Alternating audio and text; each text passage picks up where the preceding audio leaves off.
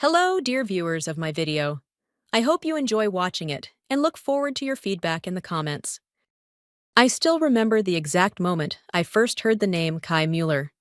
It came as a whisper at first, passed along during a tense Friday meeting when our aging CEO, Mr. Westbrook, quietly announced his early retirement. "The board has selected a new CEO," he said, his voice betraying both exhaustion and caution. "He's young, international, and has a vision for transformation." Transformation, the kind of word that usually sounds like a promise, but lands like a threat. By Monday morning, the office was buzzing with Google searches and rumors. Kai had a polished online presence, TEDx talks, sleek interviews, a LinkedIn profile so curated it could have been a startup pitch deck, former roles in Berlin and Zurich, background in corporate optimization. Words like lean, scalable, future-facing littered every paragraph of his resume. But none of that prepared us for who walked in the following week. He didn't smile. Not once. Not during the all-hands introduction. Not when shaking hands with directors. Not even when someone made a lighthearted joke about office coffee. Kai was impossibly young, 32 at most. Black turtleneck, tailored navy suit, no tie, expensive shoes. The man looked like he'd walked out of a European tech catalog, and his eyes, icy blue, narrowed constantly, like he was already bored of everyone. "I am not here to preserve," he said during his first meeting with the senior staff. "I am here to evolve. That means some of you may find yourselves incompatible with the future we are building." Right there, I felt the temperature in the room drop. My name is Samantha Weiss, and I'd worked at that company for 15 years. I started as a junior analyst and climbed my way up to head of international operations. I was fluent in 3 languages, including German, and had single-handedly cultivated our relationships with our most important European partners. But none of that mattered to Kai. He didn't look at resumes. He didn't conduct one-on-ones. He moved through the company like a scalpel through flesh, efficient, bloodless, and convinced he was doing something noble. In his second week, he eliminated the employee wellness program, shut down the mentoring initiative, and replaced our beloved HR director with a strategic advisor from his Berlin startup days. Then came the emails, departmental streamlining, role redundancies, performance reevaluation. Everyone started watching their backs. People who had been at the company longer than I'd been alive were suddenly leaving with cardboard boxes and forced smiles. He called it reform. I called it erosion. One by one, the soul of the company disappeared. Friday lunch gatherings stopped. The once lively break room turned silent. No more birthday cards, no more milestone celebrations, just metrics, metrics, metrics. I tried, in my own way, to adapt. I wore more formal outfits, kept my head down, minimized small talk. But I also noticed how people like me, those over 35, with deep institutional knowledge, were suddenly seen as expendable. He began referring to us as legacy staff, not in admiration, but as if we were outdated software waiting to be uninstalled.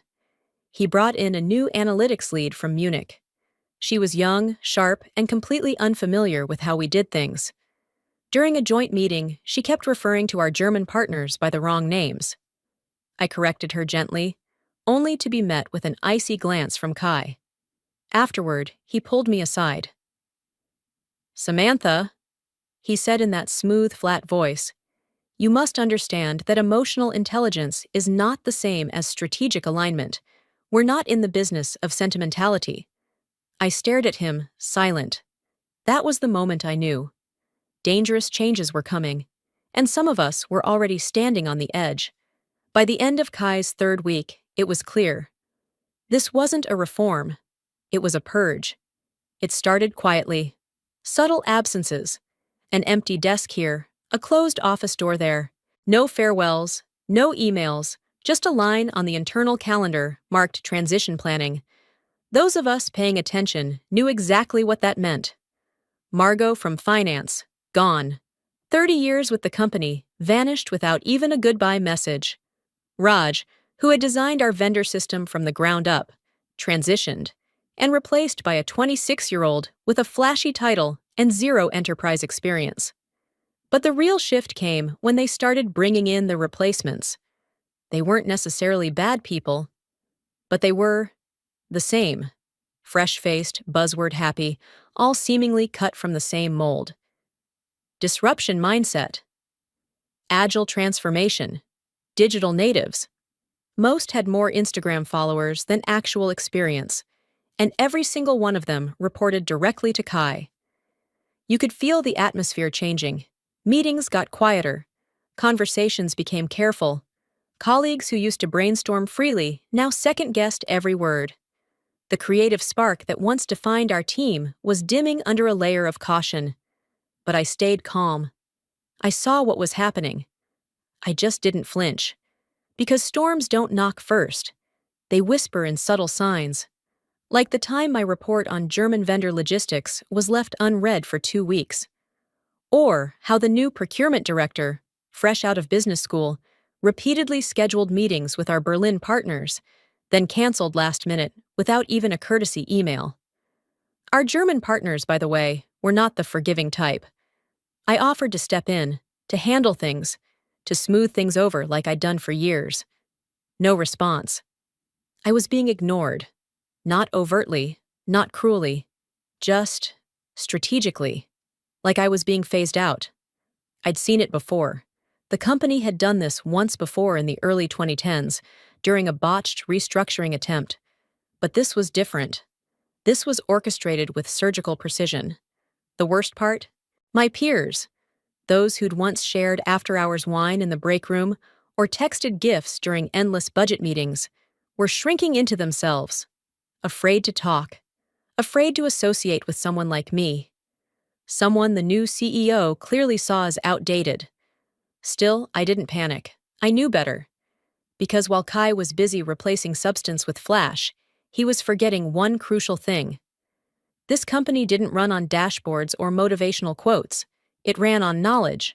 Real, lived, deeply human knowledge. The kind you don't find in a slide deck. The kind that doesn't live in metrics. Like the fact that our Swiss distributor's COO has a lifelong aversion to video calls and only makes deals in person. Or that the reason our top German partner stayed loyal through a supplier crisis was because I spoke to his mother in her native dialect during a family dinner when he invited me to Munich. Kai didn't know any of that, and no one around him was brave enough to tell him. So I waited, because I knew the storm wasn't just coming. It had already started brewing. It was nearly 3 p.m. when the call came, not from HR, not from my direct report. Just a clipped voice over the intercom, flat, impersonal, and devoid of the warmth that used to define this company before Kai arrived. Ms. Weiss, the CEO would like to see you in conference room B. No reason, no time given, just the summons. I knew what this was. I had seen enough colleagues disappear over the last few weeks to recognize the pattern, the silence, the abruptness, the way people suddenly avoided eye contact, like being near you might make them next. Still, I took my time walking to the conference room. Not out of fear, out of control. If I was going to be shoved out after 15 years, I'd do it on my own terms. With grace, with composure, with eyes wide open. The hallway was strangely quiet. My heels clicked sharply on the polished tile, each step echoing louder than the last. When I pushed the conference door open, Kai was already seated at the head of the table, alone. That was the first sign. No HR rep, no documentation packets, just him and a thin black folder. He looked up as if he'd been waiting for an Uber, not dismantling someone's career. "Samantha," he said smoothly, gesturing to a chair I didn't take. I stayed standing. He didn't seem to mind. "I'll get to the point," he began, voice flat, face unreadable. "After reviewing our organizational structure and forward strategy, we've made a decision regarding your role." My fingers rested lightly on the back of a chair, but I didn't sit. I just watched him. He paused, as if to check if I would interrupt. I didn't. We've concluded that your position is no longer aligned with our future direction. We are, as you know, streamlining. There it was, the favorite word of executives who want to sound visionary while wielding an axe. And with all due respect, he continued, flipping open the folder, we no longer see a need for specialized employees who are over 30. The words hung in the air like smoke. Over 30, not underperforming, not redundant, just too old. I almost smiled. He wasn't even trying to disguise it. That's how confident he was, how untouchable he believed himself to be. He went on, oblivious to the storm gathering behind my eyes. We've contracted with a third-party agency who assures us they can handle our German accounts. Their reps are bilingual, remote, scalable. We believe this transition will improve efficiency. They're native speakers? I asked, my tone deceptively light. Fluent, yes, he said, waving it away. Language barriers won't be an issue. He didn't understand. Of course he didn't. He thought speaking German was about conjugation and grammar, not about culture, not about knowing when to say Herr instead of a first name, not about pausing for formality or recognizing the subtle cues of trust and deference that only come with years of relationship building. I knew exactly what our German partners valued, and it wasn't plug-and-play efficiency. Kai leaned back in his chair, clearly satisfied with his own performance. You'll be compensated according to the terms of your contract. A formal letter will be sent to your email. We appreciate your years of service. Years of service. As if I'd been washing dishes in a cafeteria. As if I hadn't negotiated every renewal contract with our Berlin, Hamburg, and Cologne clients. As if I hadn't rescued a failing deal with our biggest partner by flying to Frankfurt on Christmas Eve. I looked at him then, really looked, at his polished suit, his gleaming watch, the way he tapped his pen like the meeting had already ended. He didn't know it, but he was already drowning in a mistake he couldn't see. I took one step closer, calm, deliberate. Thank you for the clarity, I said softly. He blinked, surprised at my composure, but I wasn't done. I just have one thing to say before I go. Of course, he said, finally glancing up. I wish you good luck on Monday. His brows pulled together, just slightly. Why Monday? I tilted my head. That's when the quarterly touchpoint with our German partners is scheduled, the one I usually handle. He looked confused for a moment. Yes, well, the agency will... You should still prepare, I said, stepping back. German partners value punctuality, and context, and consistency. 3 things your agency will learn the hard way. Kai's smile faltered. I'm sure it will be fine. I nodded once. We'll see. And with that, I turned and walked out. Not because I was defeated, but because I already knew something he didn't. This wasn't the end of my career. It was the beginning of his unraveling. By the end of that week, it was hard to keep track of who was still left. Desks stood deserted like tombstones, nameplates were quietly peeled off, and the framed certificates and years of loyalty disappeared without a trace, like they'd never mattered. And maybe, to Kai, they never did. He didn't ask.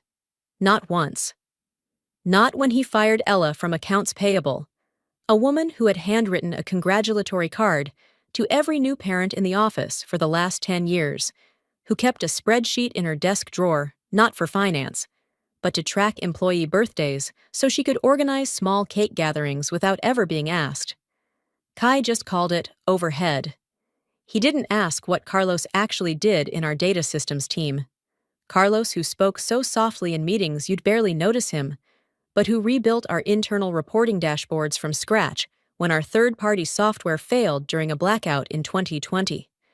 The same dashboards Kai now reviewed during every executive meeting, no clue whose quiet genius they represented. He didn't ask what Sarah from legal brought to the table. Sarah, who had single-handedly negotiated a clause with our biggest German partner that saved us from paying 6 figures in late penalties during COVID. She wasn't flashy. She didn't wear sharp blazers or schedule coffee chats with upper management, but her email signature was on every file that ever kept this company out of trouble. She got her box on Thursday.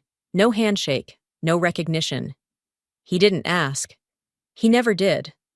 I watched it all unfold like a bad stage play, except no one clapped. They just stared at the floor and waited for their name to be called. Kai didn't see people. He saw roles, numbers, titles, blocks of salary and liability to be trimmed. If he had bothered to ask, even once, what does this person actually do? He might have learned that the senior receptionist, Dana, was the one who knew which clients preferred sparkling over still, which partner's assistant liked their coffee with oat milk, and who never accepted handshakes before 10 a.m. Cultural cues that made all the difference in high-stakes meetings. Instead, she was replaced by a voice-activated digital sign-in tablet and a bowl of generic breath mints. He didn't ask about Mike from facilities either, the man who once stayed 14 hours on a snowy weekend to patch a pipe that burst under the east stairwell, because, "We've got client walkthroughs Monday, Sam. Can't have them seeing puddles." Mike is now an Uber driver. He gave me a ride last month. We didn't speak at first, and then he said, "You still at the company?" I told him yes. He just shook his head and muttered, "Not for long." Kai never asked why the German partners trusted us. Never asked who managed those calls when they got nervous about changing tax laws. Never realized that I was the one who called them personally after hours to walk them through the new compliance shifts in their native language, without slides, without scripts, just clarity and trust. But he thought a third-party agency could replace all that. Scalable, cost-effective, and digitally enabled, he said in that boardroom tone like he was reciting a LinkedIn post. He didn't realize what was already happening beneath the surface. Departments were dropping balls. Emails were going unanswered. One of our German partners reached out to me privately to ask why no one was responding to their payment reconciliation requests. I said I no longer had access to that system. They replied with a single word: disappointing. There it was, the slow beginning of a reputation crack, one Kai hadn't even noticed forming, because he was too busy being brilliant, too busy imagining himself as the next great disruptor, too busy assuming that none of us mattered, that we could be replaced by younger, cheaper, flashier versions who had TikToks and MBAs, but no depth, no history. I once heard Kai say during an internal strategy call, "Legacy is just another word for inefficient." I almost laughed, because legacy wasn't just about time served. It was about the weight we carried when no one else knew how. The hours we stayed late, the fires we put out quietly, the contracts we saved at the last minute because we cared. It was about the fact that half the people he fired still answered client calls even during their notice period because they couldn't bear to see the company fall apart. But he never asked about that. He never asked who kept the lights on. And by the time he figured it out, the lights would already be flickering. Monday was coming. And with it, the kind of reckoning you can't fix with a PowerPoint. Monday morning arrived cloaked in quiet menace, the kind of morning where even the birds seemed too cautious to sing. I was already awake by 6:30, standing by the window with a mug of coffee in my hands. The city looked muted, filtered through a dull haze. Rain clouds rolled overhead, thick and low like smoke above a fire that hadn't quite started yet, but was coming. It was the kind of day I used to spend in strategy meetings, reviewing quarterly results, preparing talking points before hosting our German partners. I would have had a folder color-coded in German and English, prepped background on every executive, including their children's names, their preferred drinks, even which side of the conference table they liked best. But today, I wasn't invited, because I no longer worked there. And Kai, in all his brilliance, didn't think that would matter. By 9 a.m., Gold Peak Tech's delegation had arrived. 5 of them, dressed sharply in crisp wool suits and polished leather shoes, stepped through the glass doors of our headquarters with military punctuality. Their arrival had always felt ceremonial, like diplomats arriving for a summit, because in many ways it was. Gold Peak wasn't just a client. They were our anchor partner for the entire European region. A single deal with them held up a third of our international revenue, over $24 million in active contracts, 8 years of trust, And they didn't do business with companies. They did business with people. Specifically, with me. Kai had no idea how fragile that relationship really was. He'd seen it as numbers, invoices, a column on a balance sheet. He assumed that by hiring a new European accounts lead, freshly minted from an MBA program, with a shiny CV and a confident handshake, he could simply pass the baton and keep the show running. But the Gold Peak delegation didn't come for a show. They came for me. The meeting began promptly at 9:15 in our largest executive conference room. Kai had prepared extensively, or so he thought. Fancy charts, sleek animations, buzzwords sprinkled liberally into every slide. His new strategic liaison, Peter something, stood nervously at his side. The Germans entered silently, sat down, nodded once, no small talk. Kai smiled and launched into his welcome speech like a man hosting a gala. And then Herr Falkenrath lifted his hand. "Excuse me," he said. Kai stopped mid-sentence. "We do not see Frau Weiss here," Falkenrath continued. His tone wasn't accusatory. It was precise, like a scalpel. "Yes," Kai said, still smiling, though his shoulders stiffened slightly. "Miss Weiss is no longer with us.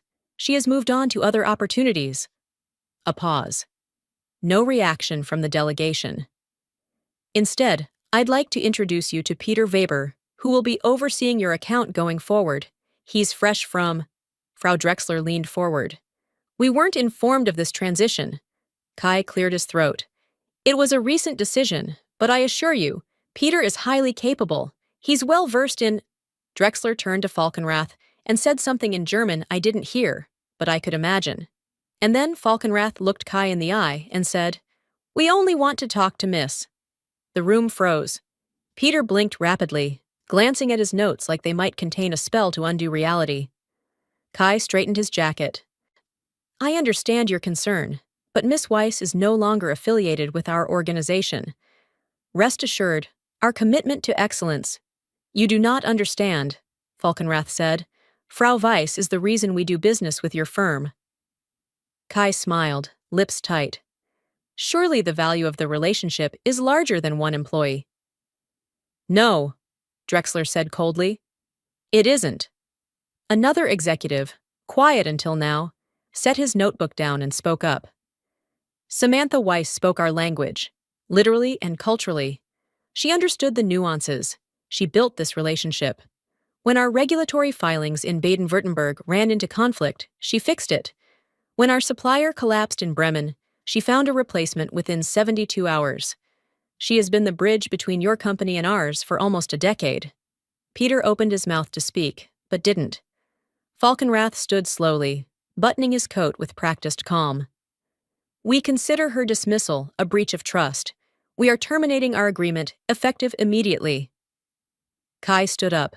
"You're making a mistake." Falkenrath looked at him one last time. "No, you did." Then the entire delegation rose in unison and walked out of the building. No shouting, no slammed doors, just the eerie, thunderous silence of 24 million walking away in Italian leather shoes. Inside the conference room, the air hung still. Kai stood there blinking, as if the moment could be undone by disbelief alone. Peter looked like he was about to faint. By 10:30 a.m., the fire alarms of panic had gone off inside the company. Figuratively, though I wouldn't have been surprised if a real one had been pulled just to match the chaos. Directors were summoned to emergency meetings. Legal was scrambling to understand the breach clauses. Communications was drafting statements. And Kai locked himself in his office. At 11:07 a.m., my phone buzzed. A message from Jenna in compliance. "They're in meltdown. Gold Peak pulled everything." Kai's white as a sheet. By noon, I'd received 3 calls from unknown numbers. One of them left a voicemail.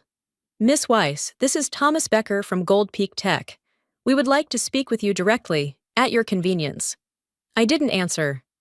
I just sat at the corner cafe across the street, sipping my second cappuccino, rain streaking gently down the windows, watching as executives in tailored suits darted around inside the building I had once given everything to. The storm had come, just not the way Kai expected, because he thought people like me were replaceable. And now he finally understood the truth. Some things you can't outsource, especially trust. Tuesday morning arrived with the brittle quiet that follows a storm. Not peace, but a fragile stillness you know won't last. My phone sat idle on the table while I sipped my coffee, watching the drizzle through the window. Then it rang. Caller ID, Kai Muller. I stared at the screen for a moment. The man who barely looked me in the eye during my dismissal was now calling me directly. I let it ring 4 times before I answered.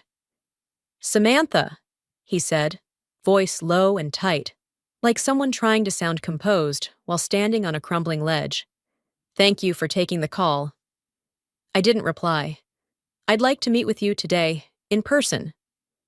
Still, I said nothing. He continued quickly, sensing the need to explain himself. "It's regarding the Gold Peak situation. I understand that things escalated unexpectedly yesterday." Unexpectedly. He made it sound like a software bug. "The delegation terminated their partnership," he added, as if I hadn't already known. "It's a substantial setback, as I'm sure you've heard." I waited a beat longer. Then finally, I spoke. "You mean the $24 million setback?" A pause. I could hear him swallow through the silence. "Yes." "And you're calling me because—" "I believe we acted in haste," he said, carefully choosing his words like someone walking across cracked glass. "You were an integral part of that relationship. Possibly, uniquely so?" "Possibly?" He corrected himself instantly. "No, you were. Absolutely. Look, I'm not calling with an offer, at least not formally, but I would like to sit down with you, off the record, talk about how we can repair this." He didn't say the word mistake. He couldn't. Even now, with the building smoldering, Kai couldn't bring himself to admit that he'd been wrong. He was just starting to understand that power doesn't come from a title. It comes from the people who know how things work when the lights flicker and the numbers collapse. "You want me to come in?" I asked, my tone flat. "Yes." "Back into the building you fired me from 4 days ago." "Just for a conversation." "And this conversation will be with you?" "Yes." "No one from HR, no legal observer, just you and me." He hesitated. "Yes." I let the silence stretch long enough to remind him who was in control now. "I'll see you at 2. He exhaled with what sounded like relief, and I ended the call without another word. Then I turned toward my desk. Not to pack, to prepare, because I wasn't walking into that building like a woman looking for redemption. I was walking in like a woman who'd just watched the people who underestimated her trip their own landmines, and now wanted her help defusing them. I pulled up my personal archive, files I'd quietly backed up before things started unraveling. Not proprietary data, just proof. Emails with Gold Peak, transcripts of past calls, the original contract drafts that included my annotated margins in both English and German. I kept records. Always had. Not because I expected betrayal, but because I believed in doing things right. I scanned through them, highlighting key threads. Conversations where I de-escalated a supply chain crisis. Follow-ups after Germany's regulatory updates. Even the condolence message I sent when Frau Drexler's father passed. Not out of obligation, out of respect. And now, those messages were ammunition. Then, I opened a fresh document.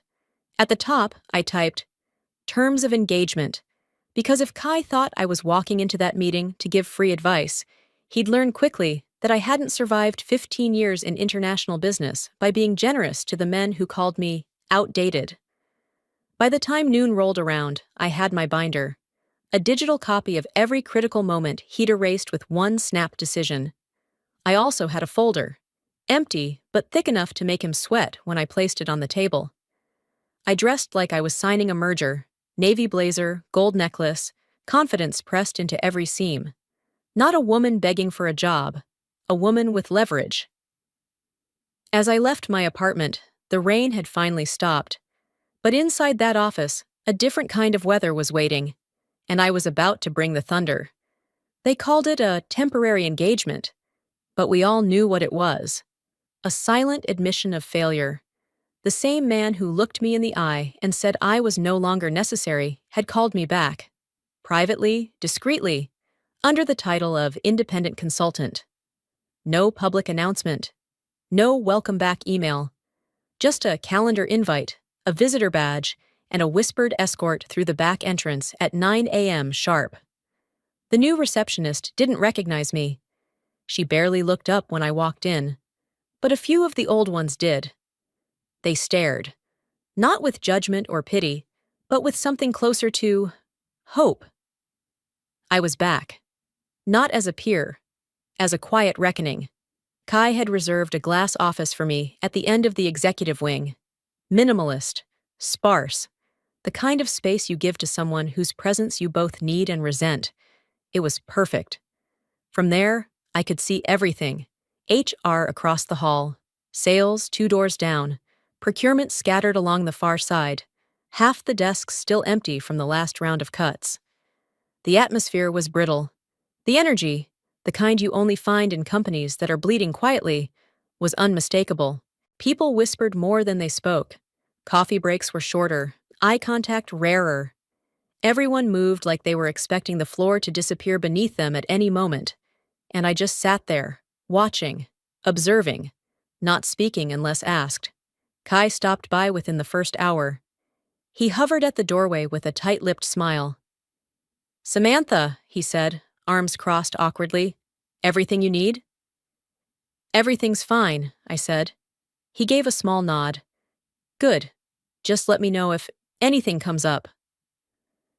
It was the first time I'd seen him uncertain. He left quickly, trying not to show it.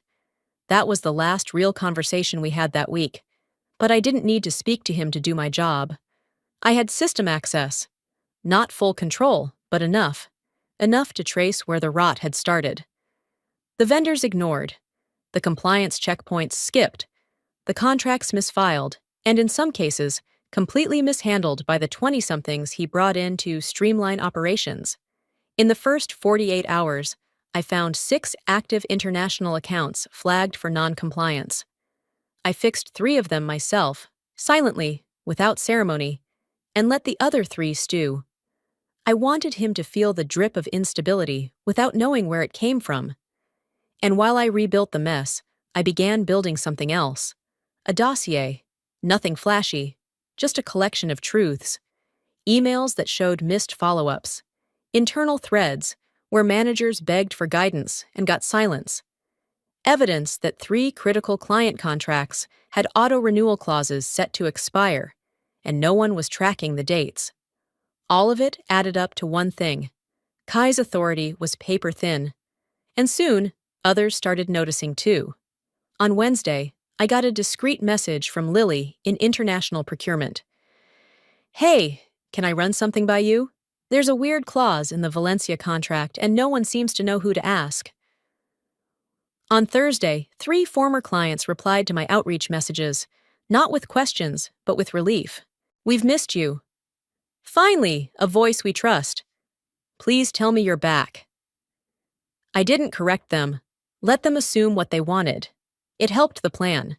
Because while Kai still believed I was here to advise, I was slowly, precisely reclaiming my influence, one relationship at a time.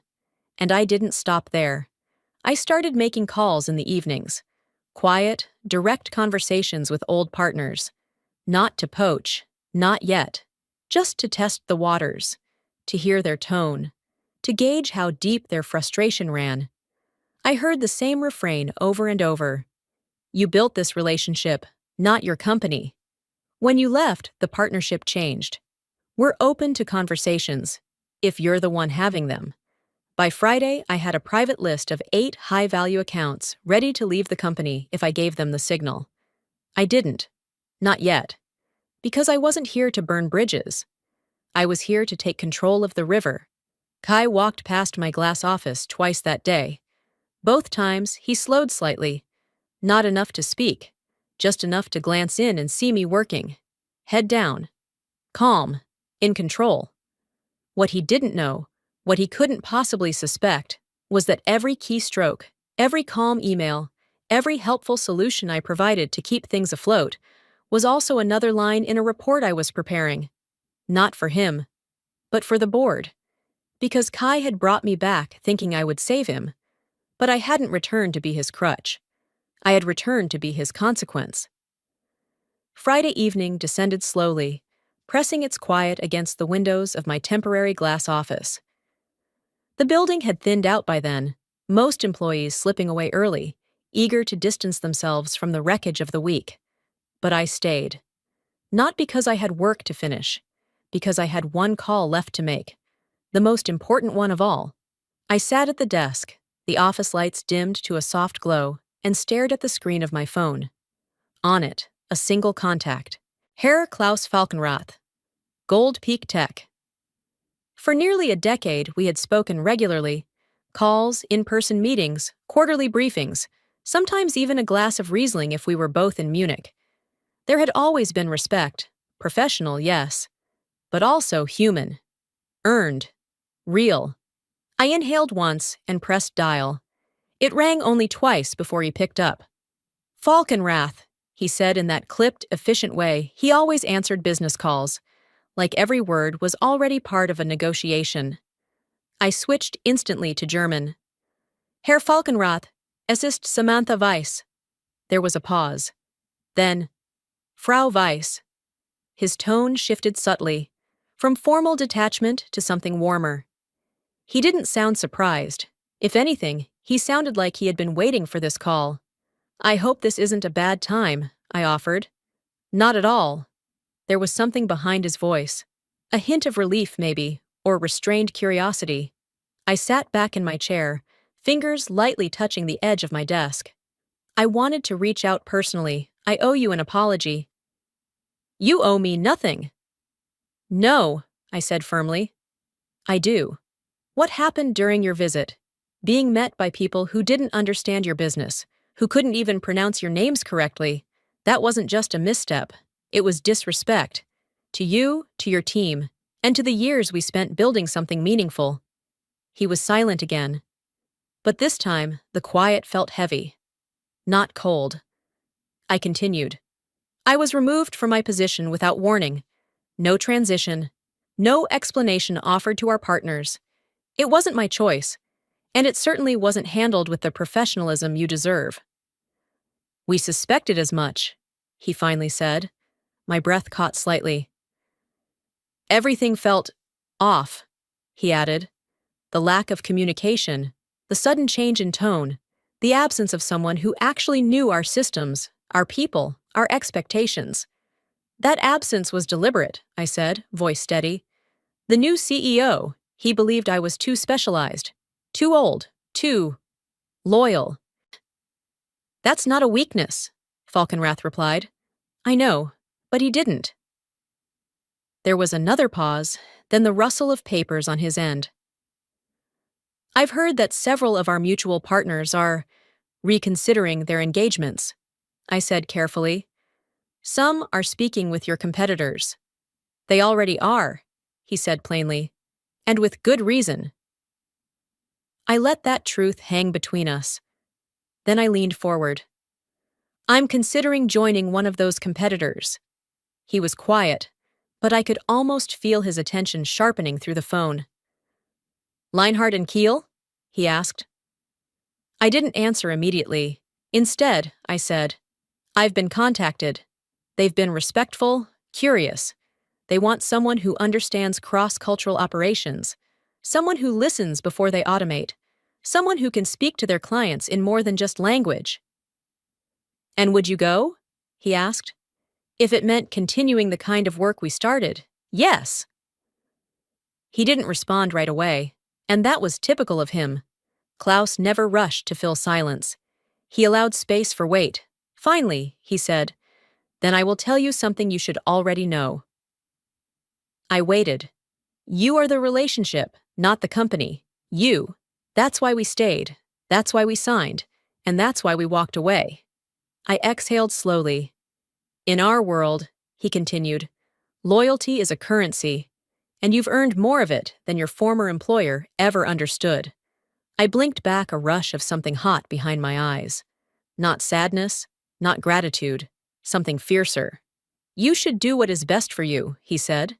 And if that brings us back to the table, under a different banner, we will welcome it. Thank you, I said quietly. For saying that. Keep me informed, Frau Weiss. We'll be watching.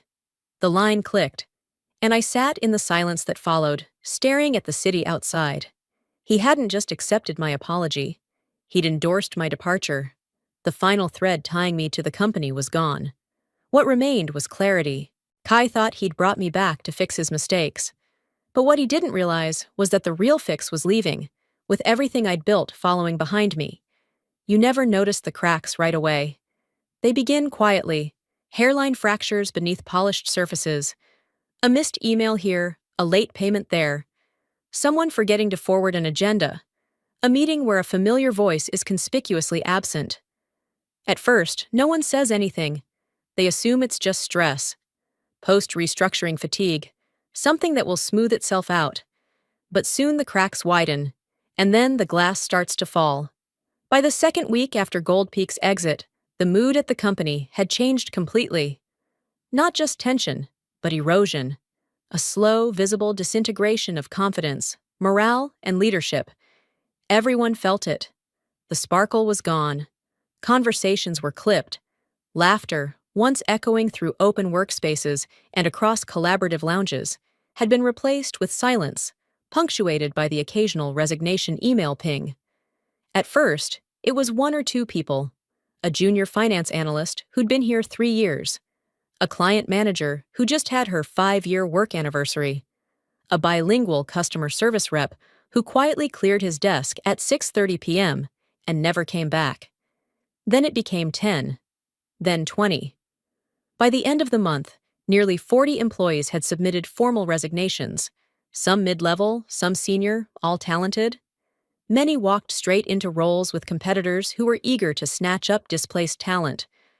Leinhart and Kiel's hiring page, I noticed, was oddly active. I could barely keep track. One day, I bumped into Diego from legal in the stairwell. He looked at me with a tired half-smile. I stayed to fix things, he said, but now there's no one left to fix them with. The numbers told a grim story, but it was the atmosphere that screamed. The break room was nearly empty, no more birthday decorations, no Friday lunch gatherings, no offhand jokes at the copier, just the mechanical hum of a building running on fumes and fear. I watched it unfold from my glass office, the one Kai gave me when he begged me to return, thinking I'd patch what he broke, and I could see him unraveling in real time. Kai, once the swaggering new CEO with big words and bigger promises, was reduced to closed doors and curt meetings. I heard he snapped at the head of HR during a budget meeting, that he shouted at an intern who had no idea what tiered vendor protocols meant. One afternoon, I passed him in the hallway. He was on a call, pacing with hunched shoulders and a furrowed brow, barking into his phone. No, it's not the restructure, it's execution. I gave them the model, but no one followed it. The arrogance still lingered, but now it came with panic. Even the board had started asking questions. They called an emergency session the previous week. Kai disappeared into it for nearly 3 hours. When he came out, he looked pale, his jaw clenched tight. Rumor had it that one of the members had mentioned my name. Why did we lose the Weiss account? They'd allegedly asked. He had no good answer. And it wasn't just Gold Peak. After their departure, 5 more partners pulled out. Quietly, efficiently, and with chilling professionalism. No anger, no drama, just, we'll be moving in another direction.